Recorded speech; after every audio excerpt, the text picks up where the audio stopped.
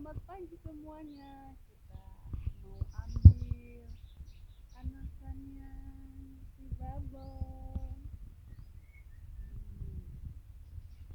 Ini anakannya si Babon masih di dalam. Tidur masih. Ambil anaknya Babon.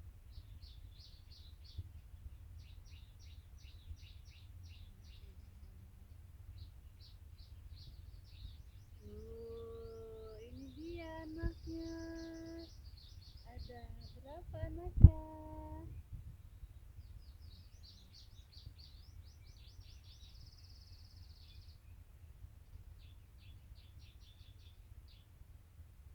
Baru dua, ambil dua.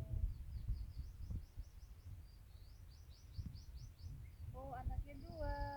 Alhamdulillah. Dua ya.